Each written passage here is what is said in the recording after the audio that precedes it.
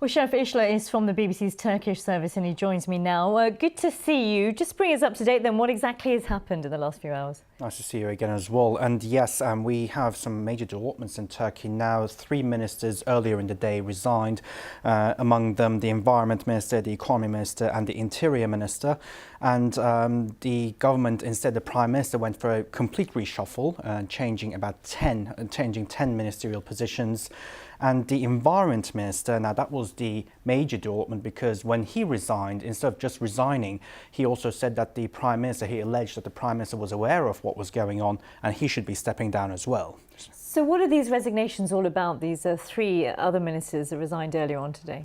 Well, it's at the core, these 3 ministers are alleged to be at the core of this corruption scandal that has now engripped Turkey. It's a couple of days ago, some money was found in the homes of some of the sons of these ministers there, and they were arrested along with the businessman and the chief of a major bank. And the ministers, there was these allegations that if they were aware of what was going on, then they should surely be stepping down as well. I think that's what prompted it, and pressure had been building, asking for their resignations. A huge reshuffle. What is the Prime Minister going to do next? I mean, the question is now being asked about his position.